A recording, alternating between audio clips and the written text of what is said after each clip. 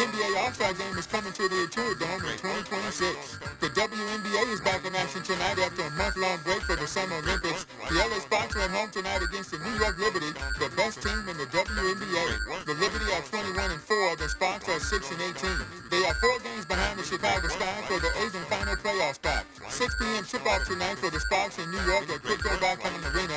Live coverage on ESPN. The Dodgers and Angels lost last night. Milwaukee snapped the Dodgers' 5-game winning streak. The Dodgers committed 3 errors and left 8 men on base. The Angels were swept at home by Toronto. No debates, no speculation, just the info you need. That's your KBLA Sports Minute. I'm Ray Richardson on KBLA Talk 1580.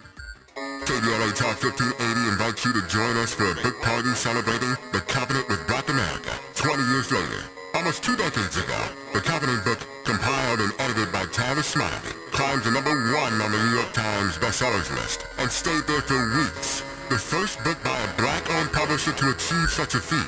The urgency of the issues that matter most to black fellow citizens has only intensified, especially in this critical election year. On Wednesday evening, August 14th, 6 to 9 p.m., come meet Tavis Smiley alongside Covenant contributors including Cornel West, Connie Rice, Mark Ridley Thomas, Elisa Oduna, Tyrone Howard, and Melina Abdullah as they sign copies of The Covenant with Black America. 20 years later, you can purchase your books on site and get them autographed. That's Wednesday evening, August 14th, 6 to 9 p.m. in the city of Los Angeles. Admission is free, but you must register at KBLA1580.com. At KBLA Talk 1580, we've got your flag.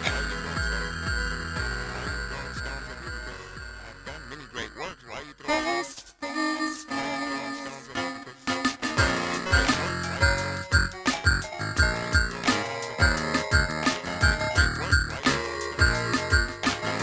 things first. It's the DU channel, Money P. I'ma put you up on the schedule, 6 to 9, 8 weekdays, not 2 on Saturdays. We got a lot to talk about, so much you cut it through. Unapologetic, progress. Tune to KBLA 1580 to get the mess. With your ancestors' favorite radio station. First back on top radio on that side of the nation. Me and Dominique DiPrima go way back. Time started making sure the station stays black. Discussing all the issues in our community. The black and brown and others find unity. So let's talk about it. Maybe we can improve it. Digital underground, always down with the movie. So we tune in. First things first with the DiPrima. Black Talk Radio, Dominique DiPrima. Go sis.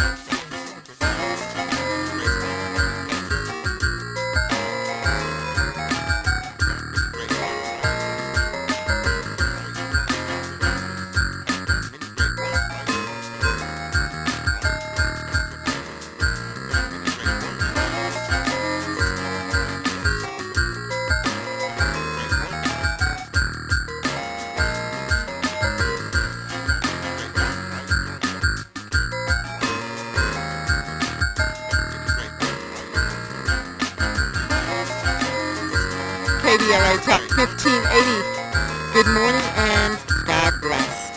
I'm Dominique DiPrima. This show is called First Things First. And my first thing, today, tomorrow, and yesterday is giving thanks. Giving thanks to God, giving thanks, giving praises, asking for blessing, asking for the blessings of the ancestors and the elders, and getting this party started. And man, is it busy around here.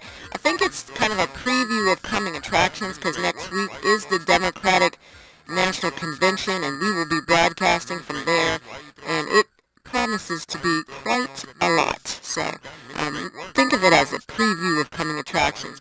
Typically, the way we do this show, Monday through Thursday, hour 1, we do Left Coast, what's happening in the Pacific Ocean side of town. Hour 2, we go national, international, and beyond. And in the third hour, we do a deep dive, hot topic, person of interest. Of course, you know, Fridays, we have our Freedman Friday, which is the second hour of the show. We focus on reparations. Tomorrow we'll have Attorney Leadership Boz joining us, so that should be quite an interesting conversation. And all around it, we have amazing people this week. Today in hour 3, first hour 2, we'll be talking with my friend Miel Anderson. You know her, she's a reporter. She'll be with us at the DNC, unofficially doing her thing for In the Black Network. And then really excited to talk to the editor-in-chief of the Minnesota Reformer. This man has been covering Tim Walz for many years, so we'll get some delicious insights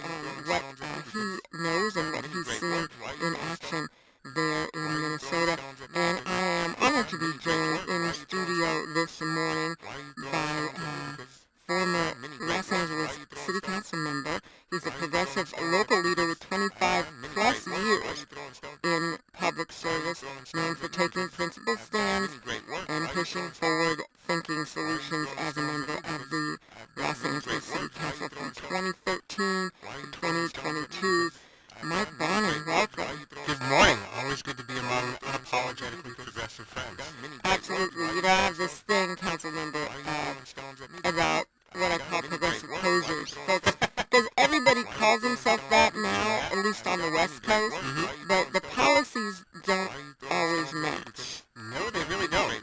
No, they really don't. Yeah, so how do you define progressive? Because I think now it's like, well, let me not compare it to a BBL, but it's like everybody, it's just a thing that people think you can put on and you don't have to actually, stand up for anything. Yeah, I mean, there's a lot of folks who describe themselves as progressive, and they think it's all about a tweet, and they think, well, if I vote for a Democratic presidential candidate, I'm progressive. But the closer you get to the local level, when it gets to housing issues, when it gets to zoning issues, when it gets to law enforcement issues, when it gets to homelessness issues, people start cleaving off. And you find a lot of folks who might describe themselves as progressive who suddenly start talking like Alex Villanueva or something like that. Woo! You went all the way over there. That is a really good point, and to me, I think the places where you see it most starkly is with houselessness and policing issues, because those are rubber meets road, and always big budget concerns. Absolutely. It's where I kind of got in trouble politically in my own district, because I was very progressive on both of those issues, and there's a lot of folks, particularly in wider progressive, so-called progressive areas, where the progressive agenda really doesn't translate down to housing in affluent neighborhoods or supporting really a reimagined form of public safety that keeps everybody safe. Yeah, so that's what we are focusing on today. I mean, you've been kind enough to say we can talk about whatever, but you have really outlined this, what you call the new redlining, which is, we think of redlining as people of color, specifically black people, being kept out of neighborhoods, zoned out, priced out, even covenanted out, in terms of contracts that don't allow for us to buy in certain places. Crisis, and the unhoused person's crisis is creating a new iteration of an old apartheid, if you will. Absolutely. It's sort of a new face of redlining in Los Angeles. It's not so much the banks and the financial institutions that are doing it, but it's a lack of good policy or actual bad policy being perpetrated by government. And we see that in Los Angeles playing out really in affluent neighborhoods. Particularly the area I focused on is the area I used to represent on the west side of Los Angeles, where we have a series of policies. Some are citywide and some are specific to the west side, that are standing in the way of new housing, particularly rental and affordable housing, are pushing homelessness into other lower income parts of the city. Like where we're sitting right now. And are actually stopping affordable housing projects, homeless housing projects, and shutting down existing shelter. Like the only part of the city right now that has fewer interim shelter beds than it did a couple of years ago is the west side of Los Angeles. So really what we're talking about is, correct me if I'm wrong, because this is my interpretation of me reading your article and another article you connected us to that was in The Nation, which was fascinating. Thank you. But it's really like deciding where homeless people or unhoused people get to live, and that doesn't include anywhere where rich white people are. And deciding where low income or moderate income citizens can be. So by getting rid of affordable housing, by shrinking the amount of actually housing that's within reach of anybody that's, doesn't have a six-figure plus salary, and removing shelters and stopping new permanent affordable housing from being built, we're actually creating these rich people zones that are excluding poor people. Absolutely. And it's been a trend that has been, we have had, a racially and socioeconomically segregated city Right. for a very, very long time. It's how single-family zoning in California sort of began. There were certainly parts of the West Side that had economic and racial diversity. The Oakwood section of Venice, which has gentrified considerably over the past couple decades. But now we're at a point where I'll start with some of the land use policy stuff, where the state of California has a housing crisis. The state has said to the whole collection of cities, you need to be providing more housing. And the city of Los Angeles is supposed to be providing about 455,000 new units of housing. And about 185,000 of those are supposed to be affordable or low-income units. The city came up with a plan when I was still on the council that was centering equity, and it said that we are going to build a preponderance of this new housing, including the low-income housing, in what are described as high opportunity areas. That's areas that have a lot of jobs and that have a lot of amenities that people now commute hours in traffic Right, that to get people to. jam up the 10 freeway to get Exactly. to. Right. Yep. Yeah. And, at the time, the council approved this, I think in 2022, it approved it unanimously. And everybody talked about how this was an important thing. This was going to be about equity. And the city has been backtracking on that. And the way the city has backtracked on that is the city has said, well, we're going to exclude single-family neighborhoods from this. Now, that has a lot of different impacts. One, it takes about 72% of the eligible land off the table. Yeah, I saw that in your article. I was really stunned. 72%. So we're going to solve our homeless, unhoused persons and affordability crisis with 28% of the available land or space.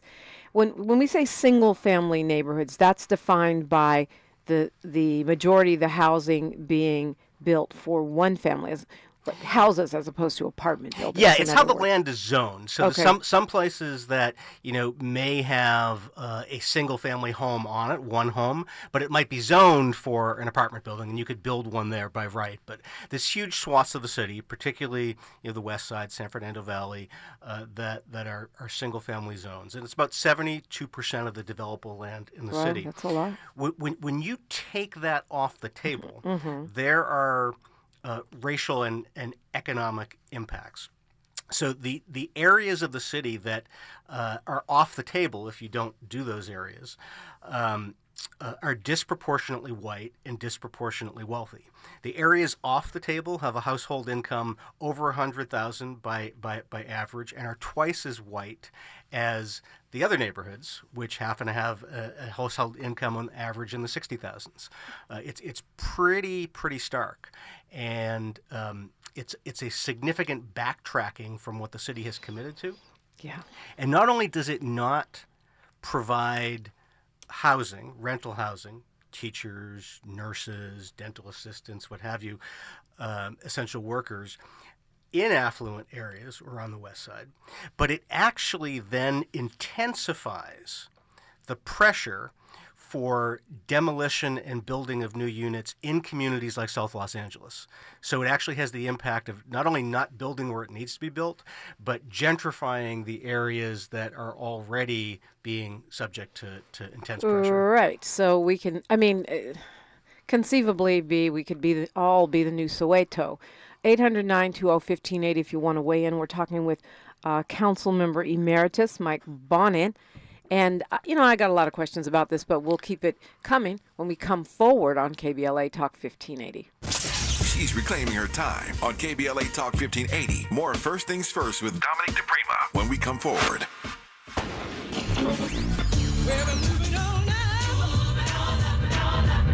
Tavis is like George and Wheezy. He's moving on up. Last year, Tavis was number 45 on the Talkers Magazine list of the 100 most important radio talk show hosts in America. Wait for it. Wait for it. The 2024 list was recently released, and Tavis has jumped to number 33 on the list of the nation's most important talkers, making him the highest-ranked African American on the coveted roster.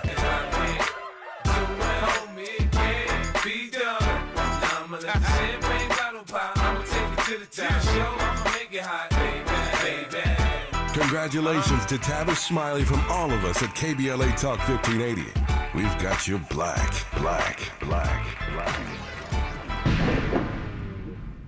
Hey, John, why so glum? I just got let go. The company's downsizing. This is the third time in the last 2 years. I'm done with this. Have you thought about My Computer Career? I've heard they can train you for a career in IT in just a few months, including cybersecurity and the basics of AI. And you don't need prior training or experience. Now that's a recession-resistant career. Wow, thanks. I'll check them out. Go to mycomputercareer.edu and take the free career evaluation. mycomputercareer.edu. Financial aid is available for qualified students, including the GI Bill.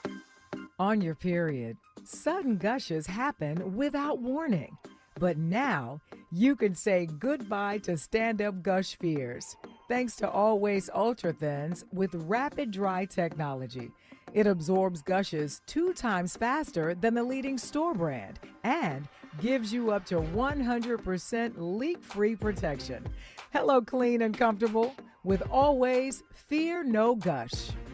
To help combat climate change, LADWP is helping neighborhoods have better access to electric vehicles by awarding nearly $130 million in EV rebates to customers just like you. From big savings on used EVs to building new charging plazas, LADWP is charging ahead to help all Angelinos experience the benefits of EVs. Get rebates of up to $4,000 for a used EV and $1,750 for a charger. Learn more at ladwp.com/EV. That's ladwp.com/EV. We've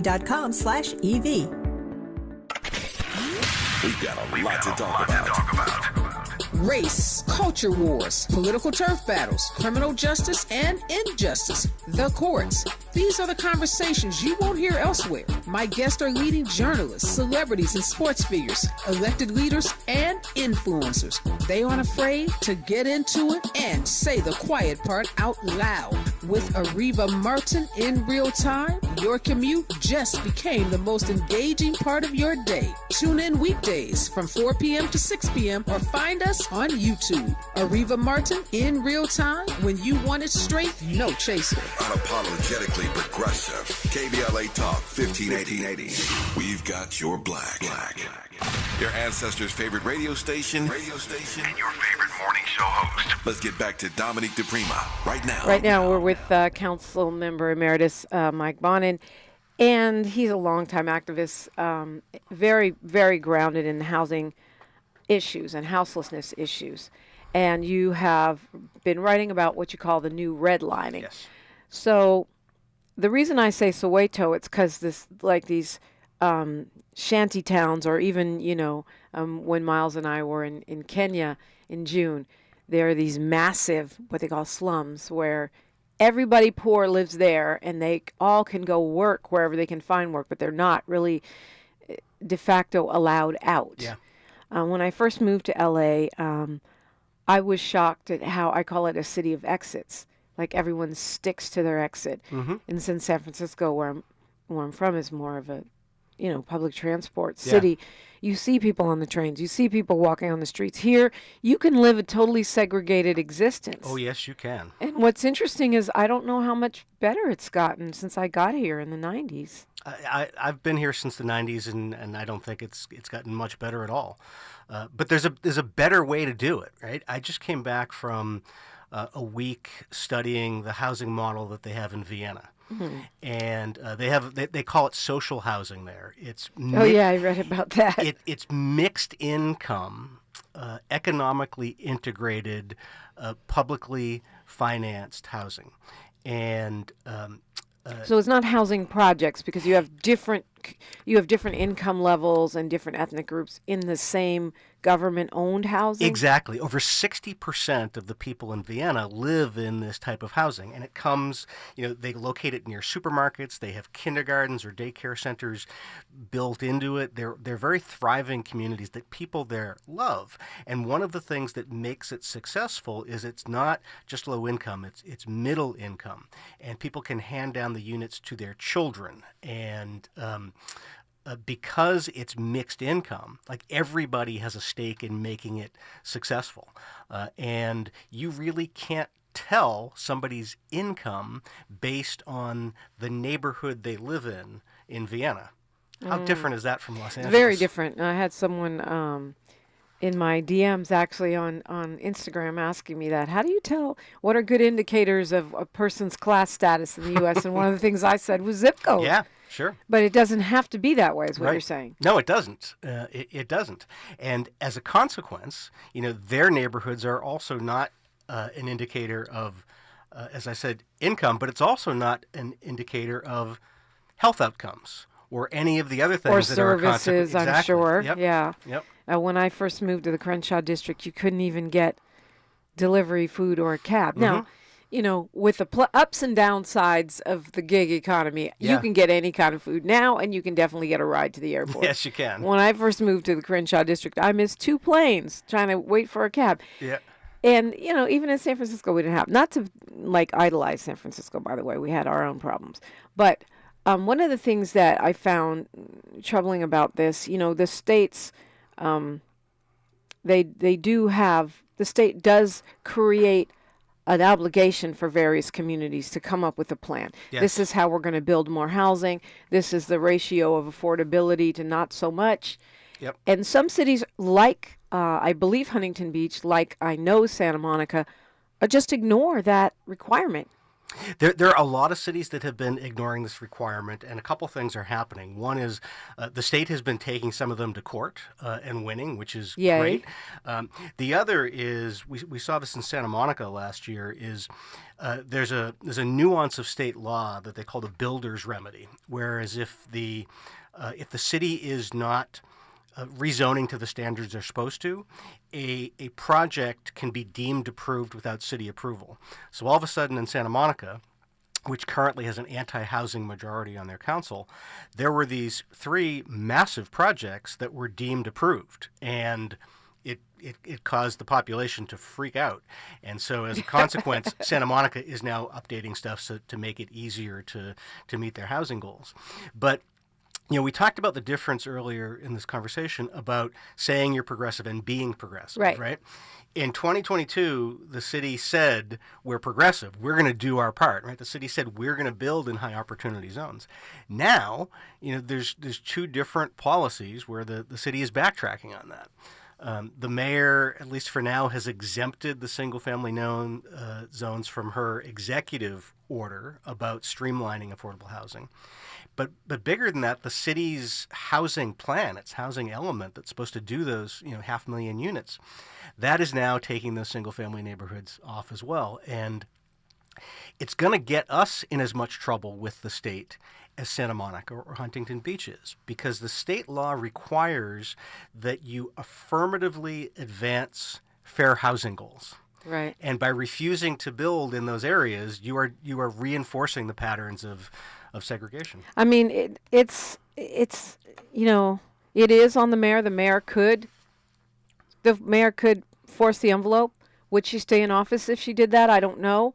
I mean, those interests, the builders, led by folks like Rick Caruso, who, is a billionaire who lost a lot of money. I call it political income redistribution when they run and use their own money. There's a lot of consultants who made a lot of money. Yeah. Well, yeah. They're very organized. They're organized and with an agenda. And one of the things I learned from reading your stuff that I did not know is that this is a long-time LA tradition. Oh, yes, it is. Yes, it is. I mean, Was it the group of 25 or something? Yeah. One of my colleagues at Occidental College, Peter Dreyer, and I wrote this piece in The Nation earlier this year that talked about sort of LA's ruling class pushing back against progressives. And, historically it was sort of, it was bankers, it was real estate, it was anti-union forces, this committee of 25. Now it's really the police union and it's corporate landlords that are the face of it. But it's also, a big part of it is also powerful homeowner associations, which have a lot of influence at City Hall. It's very easy when you're an elected official, whether you're a council member or a mayor, to think that they have the ability to knock you out of office. They're the people who call the most. I mean, they tried to knock Nithya Raman out of office. I was so happy to see she held on to her seat. Yep. But and she was definitely targeted. She was definitely by targeted. a well-funded campaign. She was definitely targeted. She was targeted largely by the police union and by corporate landlords. She was sort of the test case.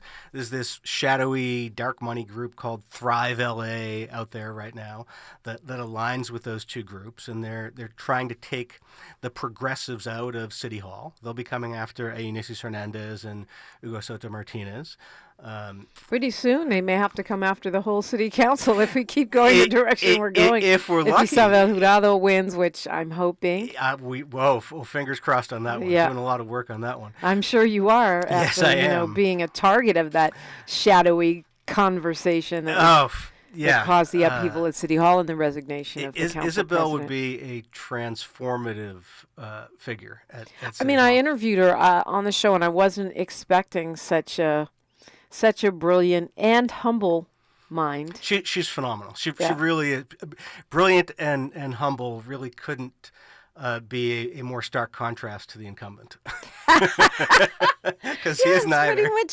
Pretty much mirror image, one could say. Yeah, exactly. And the incumbent, of course, most every progressive group I know that's not a 501c3 is working to get that guy gone. Absolutely. But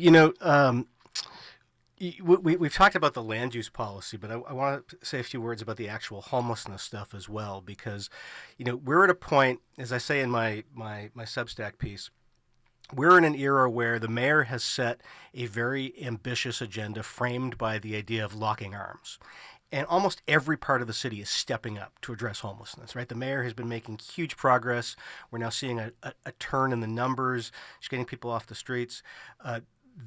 The opposite of that is happening on the west side, with a lot of support from our city attorney, Heidi Feldstein Soto, and the council member who succeeded me. They are shutting down an existing shelter, one of the largest bridge shelters in the city, largest one for young people, 154 beds. 54 for young people, 100 for adults. They're shutting that down at the end of this year. They are stopping approved homeless housing projects that we approved on my watch. They're impeding those now.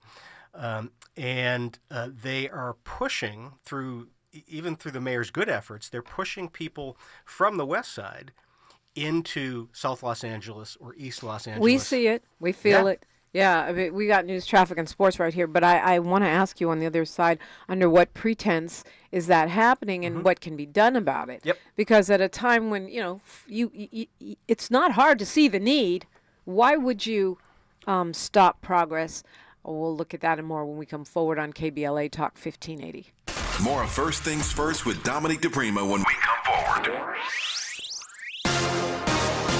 I'm Mike Moore. Here's the latest from the Black Information Network. The president of Columbia University is resigning after months of campus protest over the Israel-Hamas war. In a message Wednesday, President Manoush Shafiq said she was resigning effective immediately and that the recent period of turmoil had taken a considerable toll on her family. The family of Sonia Massey and their attorneys are pushing forward legislation that would strengthen Illinois' Safety Act. The measure is designed to prevent the hiring of officers like former Sangamon County Sheriff's Deputy Sean Grayson, who was charged in the July 6th shooting death of the African-American woman.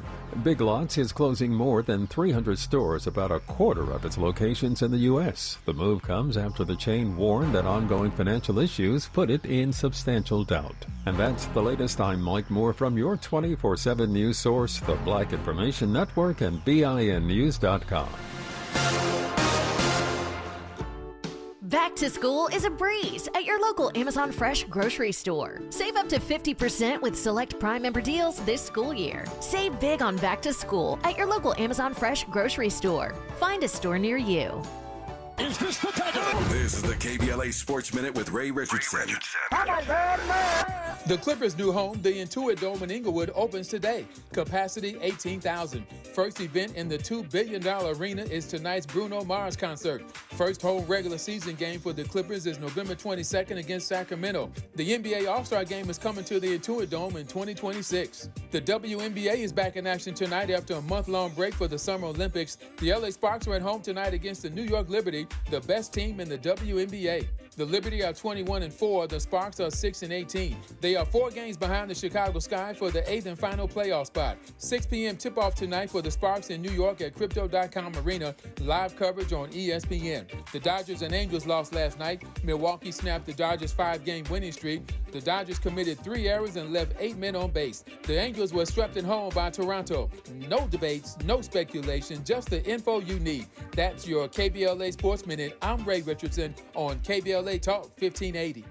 Have you heard of the 50-30-20 rule? This can help you spend and save your money wisely. So, how does it work? Distribute your dollars into 3 buckets. 50% towards needs, 30% towards your wants, and 20% goes to savings. Use this tool to help your journey to financial success. Sponsored by JP Morgan Chase & Company. Texting enrolls you into reoccurring automated text messages. Consent not required to purchase. Message and data rates may apply. Hey, Dan, how you doing? Haven't seen you around the gym for a while. Yeah, I've really fallen off. Since I turned 40, I just don't get the results I used to get. Could be lower testosterone. Lower T. Yeah, I went through it a while back. Once you hit 40, your body has less free testosterone. I got Nugenix Total T, and it's made a huge difference for me. I've seen that ad on TV. Is it for real? Oh, yeah. The key ingredient is something called Tesnor, which helps boost free and total testosterone levels to help you trim up and stay lean. And it's made a difference for you? Man, I feel like I'm in my 20s again. At work, in the gym, and in the bedroom. Are they still giving out complimentary bottles for people to try it for themselves? Yeah, you just need to send them a text. Text LION to 42424 right now for your complimentary bottle of Nugenix Total T, the #1 selling testosterone booster at GNC. Plus, text now and we'll include a bottle of Nugenix Thermo, our most powerful fat incinerator ever, to help you get back into shape fast, absolutely free. Text LION to 42424. That's LION to 42424. Join Black Women for Wellness 25th Annual Reproductive Justice Conference on August 15th at the California Endowment Center. Unite to protect Black women's rights and become an advocate for change. Tickets on sale now at bwwla.org. That's bwwla.org. With reported hate crimes rising in recent years, California has responded through outreach efforts across state government and in collaboration with community-based organizations for the launch of CA versus Hate. This non-emergency, multilingual hate crime and incident reporting hotline provides an anonymous reporting option for victims and witnesses of hate acts reported in 15 different languages through the online portal and in over 200 languages when calling the hotline. Report anonymously by calling 833-866-4283, Monday through Friday from 9 a.m. to 6 p.m. or online at any time at cavshate.org. Did you know your life insurance is an asset you can sell? I'm Jay Jackson, CEO of Abacus Life. For almost 20 years, Abacus has been purchasing life insurance policies from seniors just like you. And at abacuspays.com, we've created a free policy value calculator so you can find out the worth of your policy in just seconds. There are no fees and no obligations. Get real value from your life insurance when you need it with Abacus. Learn more at abacuspays.com. As a rideshare driver, I love keeping my car smelling fresh and clean. So when I'm driving, I only trust new Febreze car vent clips, now with 3 times greater scent control, because it's that little touch that sets me apart. I can turn the intensity down for subtle freshness, or I can turn it up for when I want lots of scent. So whether it's set to low, medium, or high, with new Febreze car, I know my car's going to smell amazing, which keeps my driver rating right where it belongs. Picking up, Oscar! Thanks for waking up with Dominique DiPrima on KBLA Talk 1580. We are talking neo-redlining, the new kind of housing, I'll call it apartheid, because what you're talking about is wealthy neighborhoods and the people that live within them pressuring and supporting elected officials to keep affordable housing and permanent supportive housing for those people that are unsheltered out of their communities. And you just mentioned your old district. Mm-hmm. And, elephant in the room, some people will say, well, sour grapes, right? You didn't get beat by Tracy Park because you decided to step away. Yes. But she is over your old district, so some people would say, oh, you're just bitter. Yeah, I'm sure her people say that. Right. She's the elected official. She gets to pursue whatever policies she wants. I stepped away from office, but I didn't step away from caring about the issues that I care about. And one of the things that I really, I sort of lived or died politically on the idea that the West Side needed to do its part to solve homelessness and Yeah. to address the affordable housing crisis. Yeah. And that remains as important to me now out of office as when I was in office. And the fact that I see that going backwards and as a consequence reinforcing segregation just makes my blood boil. So people may say it's sour grapes, but you can't stay quiet in the face of injustice no matter what they say about you. So what is the justification for shutting down these, getting rid of beds at a time when we desperately need beds, especially on the West Side? I can't for the life of me come up with a logical reason for why you would shut down interim housing in the middle of a tremendous crisis when the rest of the city is stepping up, except that, it was a campaign promise for Councilmember Park when she ran, and there's people in the neighborhood who don't want it. But the West Side can't. It is, but it shouldn't be reducing its commitment, the number of beds it's providing, and then pushing people who are being moved off the streets or inside safe into South LA or East LA. It's just not right. But it's noticeably and visibly happening. Sure. I mean, and not only do I see this new population of, white people who are unhoused, which were never here before. Yep. Not that I'm discriminating, but why are you here? How did that happen? But I'm also seeing and hearing from friends, especially older Americans who are older adults who are trying to find housing, that when affordable housing or unsheltered housing opens up in South LA, it's quickly filled by people from other neighborhoods. And so by the time the black people find out about it, all those spots are gone. Yeah, I mean that's definitely a dynamic, and when the West Side isn't providing housing, and you're doing campment housing efforts in the West Side, that's inevitably going to be the result. Unless you have beds on. Unless you have beds on the West Side. Okay, I want to go to Carl from LA, but I don't want to forget to ask you what can we do about it? I mean, there's always something you can do about it. Yes, there is. Hi, Carl. Hey, good morning, Dominique. How you doing, you and your guests? Good. Hey, Carl. Welcome. Okay, great. I was hoping you look into Viragosa again and ask him a question again about reparations and the bill that the mayor vetoed. But my question to your guests is today. Wait. Reparations, that was two separate questions, right? Yeah, and the okay, bill that the mayor of Los Angeles right, because the mayor vetoed vetoed. That was about policing, right? That's what you're talking about. Yeah, right. About police discipline. Yeah. Well, he's not. I hoped he answered that question when he was on your show. He did talk about reparations. I would encourage you to go back and look at that. But do you have something for us right now? Yeah.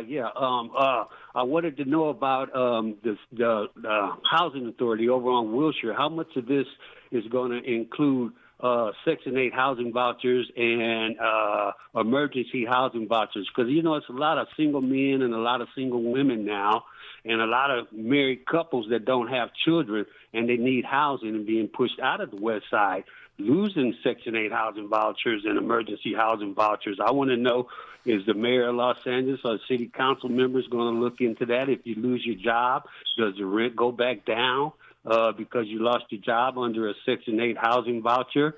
How much is this going to push out people from the West Side all over the city of Los Angeles? There's like 30 questions packed into one there. So let's try to break them down a few at a time. But Carl, you're still housed, right? Yeah, I'm housed. Yeah. Okay. But praise God. Yeah. No, I know you know a lot about it because you've been there. I just checking on you. Okay. So can you sort of let's go through some of the things that that Carl brought up. The impact on the Section 8 vouchers. From what I understand, a lot of people have those vouchers and they're not even able to get into housing because there's not enough landlords that take them. There's not enough landlords that take them, and there's not enough units for people to go to. I mean, that's the crux of it. I mean, we have a shortage of available units, particularly affordable units, and we have an opportunity to build those in high opportunity areas so that people who live on the West Side or who work on the West Side can actually continue to stay there or can be housed there. Yeah. And you asked, before you went to Carl, what can be done about the problem of this new redlining, and there's actually quite a few things that can be done. One at the sort of personal neighborhood level in affluent neighborhoods, and then another sort of at the citywide level. At the local level, before I left office, we had started rezoning the West Side, updating the community plans in 2/3 of the West Side. My hope from that process would have been that we would have rezoned for additional density and apartment units. That process is ongoing now, and people can weigh in on that and push the city to actually increase the amount of housing in those areas. It has to happen. So decide where in those neighborhoods you want it. Right. Not if. It's a question of where, not if. The other thing is, a big part of this is Mayor Bass, right? When you're in office, it's very easy to feel like the homeowners, the conservatives who dominate the narrative, who get the stories on local TV, who have the money, who can hire the lawyers to slow things down, that they're very powerful.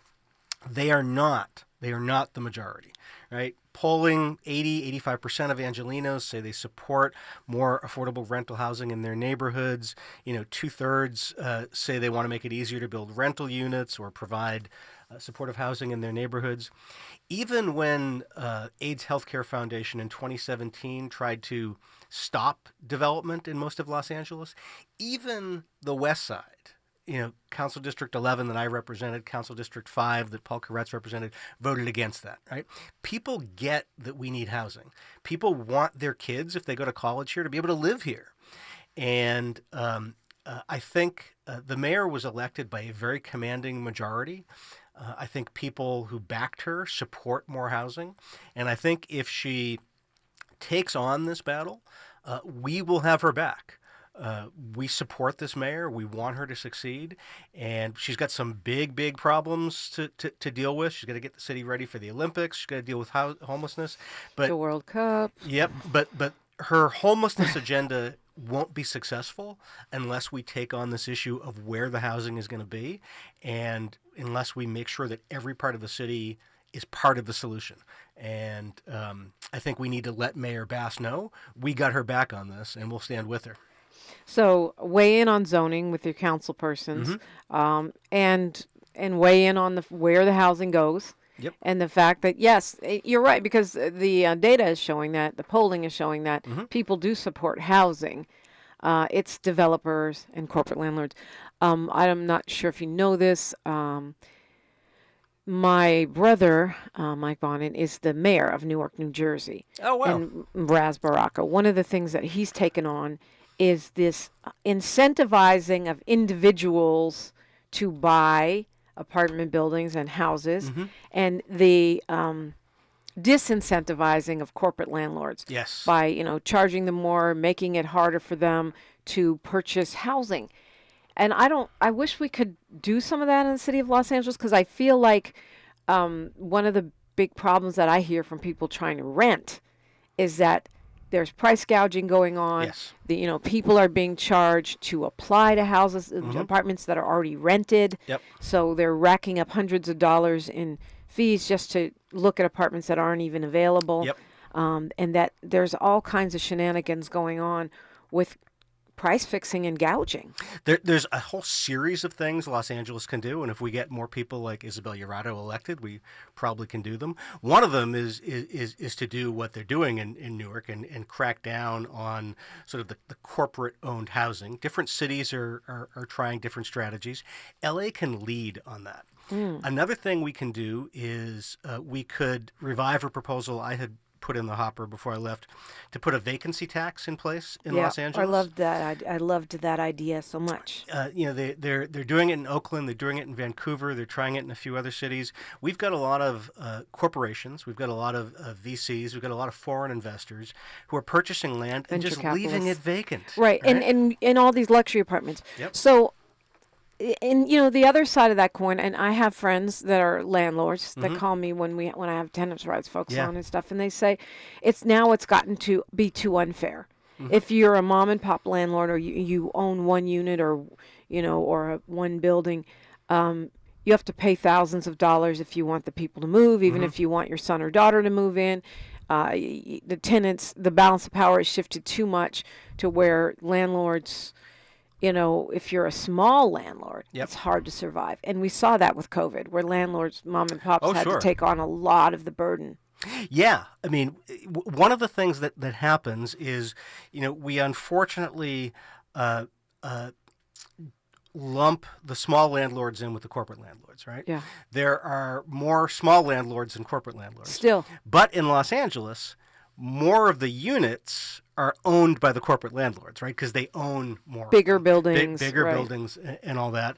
And we have, I think on both sides, on the pro-tenant side and on the property owner side, we've fallen into this dynamic where we lump the small property landlords in with the corporate landlords. We need to be doing things to treat those two groups of people differently. Yeah. Right. The corporate landlords they're a speculative class it's destroying neighborhoods. It's promoting gentrification. It's throwing people out onto the streets, trying to buy elections. Right. Here Housing in is Los just Angeles. another investment. And housing is, is a human need. It should be like education and a fire department, that you can depend on. It shouldn't be something that's gambled on by Wall Street barons. I've always said that we need to have housing policy that regards housing as something to live in and not to invest in. And that's not how our policies are geared. We're talking with Mike Bonin and you. There's some folks asking questions in the chat. And, of course, I have more for you when we come forward on KBLA Talk 1580. A safe place to go loud. A great place for progressive politics. KBLA Talk 1580. History is being made. LA Civil Rights and the LA City Reparations Advisory Commission is about to unveil a groundbreaking reparations report. Come learn more about the impact of the Black experience in Los Angeles. Join us on Tuesday, August 27th, 5 p.m. at CSUN's Student Union for the official release and panel discussion. For more information, call 213-978-1845 or visit laisforeveryone.com. Again, laisforeveryone.com. Be part of this monumental moment. Hey, LA residents, it's planting season and the perfect time to get shade trees growing around your home. LADWP and City Plants are giving every resident up to 7 free trees. That's right, 7 free trees delivered right to your door. Trees are great for the environment, help improve air quality, and can help you save on your bill when you use less air conditioning to stay cool indoors. Learn more at ladwp.com/free trees. That's ladwp.com/free trees. Looks like Bobby needs a ride again. Grab the keys. Let's take our auntie to the swap meet. Grab the keys. Whether you're giving rides or hauling gear, do it all in a Chevy SUV. Head to your local Chevy dealer, where well-qualified buyers get 1.9% financing on all 2024 Malibu, Colorado, Blazer, Equinox, Trailblazer, and Traverse limited models. Chevrolet, together, let's drive. 1.9% APR for 36 months. Monthly payment is $28.60 for every $1,000 you finance. Example down payment 15.8% must finance with GM Financial. Some customers may not qualify. Not available with lease and some other offers. Take new retail delivery by 7/1/24. What's that sound? That's the sound of Downy Unstoppable scent beads going into your washing machine and giving your clothes freshness that lasts all day long. There it is again. It's like music to your ears, or more like music to your nose. That freshness is irresistible. Let's get a Downy Unstoppables bottle shake. And now a sniff solo. Nice. With Downy Unstoppable, you just toss, wash, wow, for all-day freshness. Substance use disorder and addiction is so isolating. And so, as a Black woman in recovery, hope must be loud. It grows louder when you ask for help and you're vulnerable. It is the thread that lets you know that no matter what happens, you will be okay. When we learn the power of hope, recovery is possible. Find out how at startwithhope.com. Brought to you by the National Council for Mental Wellbeing, Shatterproof, and the Ad Council. My friends swim no matter the season, but my moderate to severe plaque psoriasis can sometimes take me out of the moment. Now, thanks to Skyrizi and clear skin, count me in. With Skyrizi, Risankizumab Riza, a prescription-only 150 milligram injection for adults who are candidates for systemic or phototherapy. 3 out of 4 people achieve 90% clear skin at 4 months. Don't use if allergic to Skyrizi. Serious allergic reactions and an increased risk of infections or a lower ability to fight them may occur. Before treatment, your doctor should check for infection and tuberculosis. Tell your doctor if you have an infection or symptoms such as fever, sweats, chills, muscle aches, or cough, or if you plan to or recently received a vaccine. Thanks to Skyrizi, there's nothing on my skin, and that means everything. Ask your doctor today about Skyrizi, the #1 dermatologist-prescribed biologic in psoriasis, and visit skyrizi.com or call 1-866-SKYRIZI to learn more. This is KBLA Talk 1580, where hate loses and love wins. So Molly Bell's in the chat, our friend Molly Bell out of Compton. She says, you remember the dome houses? Could they put dome houses outside city limits but within county limits with free buses to commute regularly? Just asking. One of the things I know from talking about this is that unhoused people want to stay in the neighborhoods they're familiar with.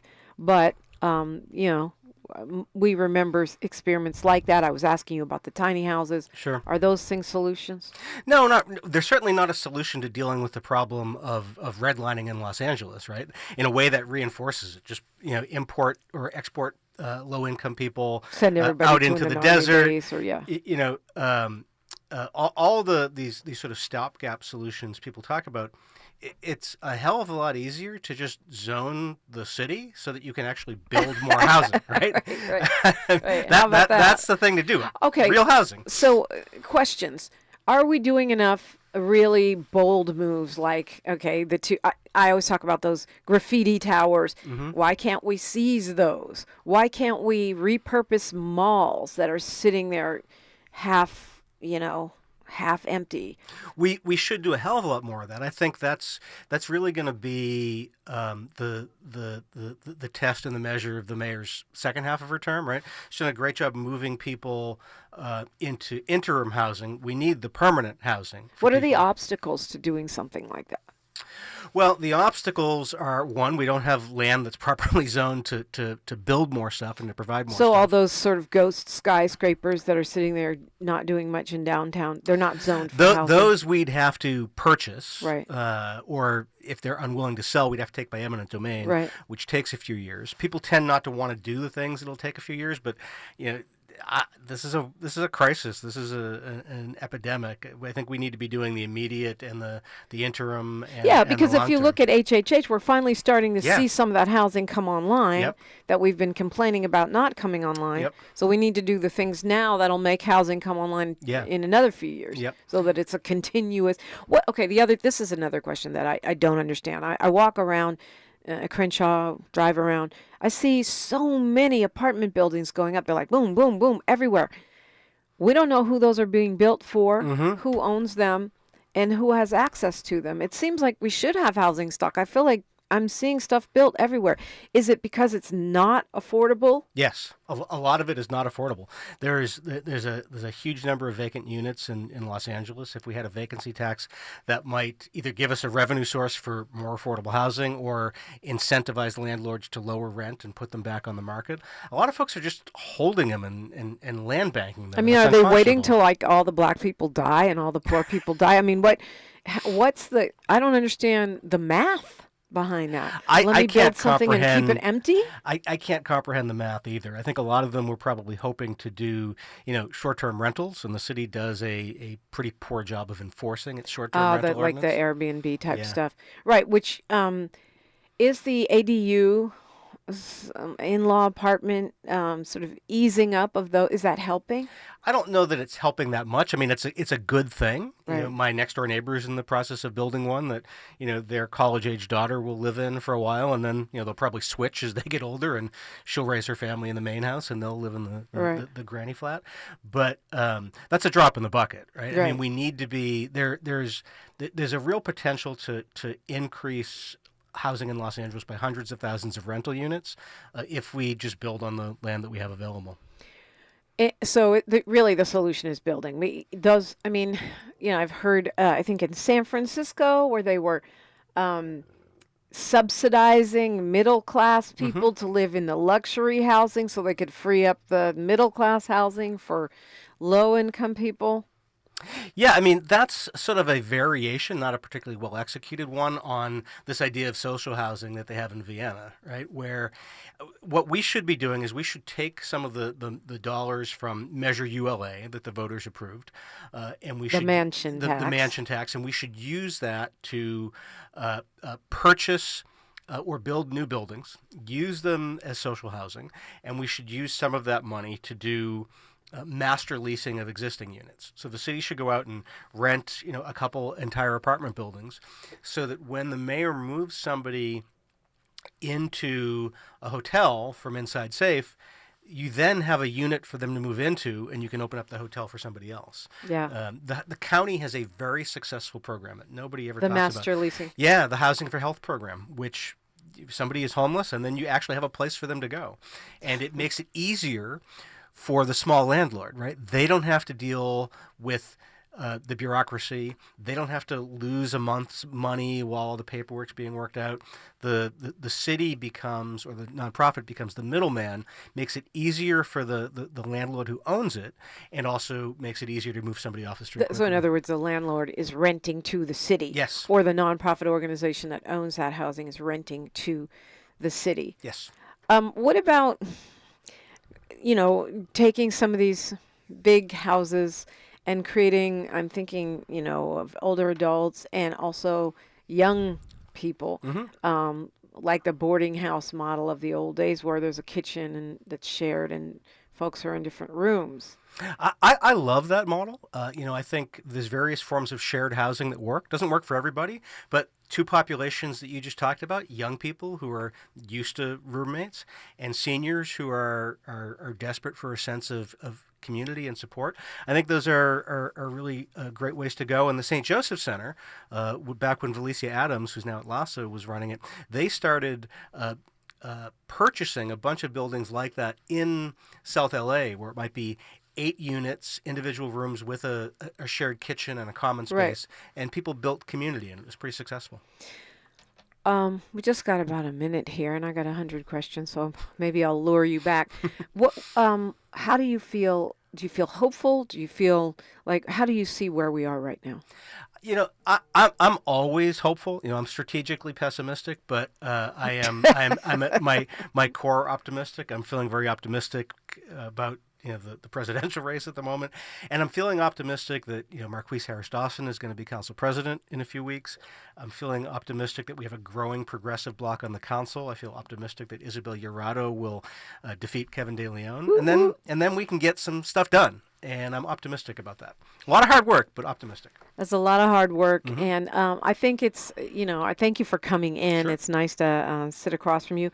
But I also think that it's so important and helpful that you're speaking out, having been on the city council and kind of knowing how those levers of power work, and being willing to, show us the man behind the curtain. I'm glad to, and I'm teaching at USC and Oxy and doing some writing and some podcasting. Got to keep the voice out there and keep on working. Well, it's a pleasure to. Tell us real quick how we can subscribe to your Substack. Oh, yeah. Writing, yeah. Substack, Mike Bonin on Substack, or follow me on any of the socials at Mike Bonin. Website, mikebonin.com. And podcast starting up in a couple weeks again, new season, What's Next Los Angeles, and one of my first guests will be incoming council president Marquise Harris Dawson. Amazing. That's, you know how to spell Mike, but Bonin is Bonin. Exactly. Thank you so much for joining us, and thank you for all your work. Thank you. All right, Niall Anderson will join me next on KBLA Talk 1580. KBLA 1580 Santa Monica. I'm Mike Moore. Here's the latest from the Black Information Network. The president of Columbia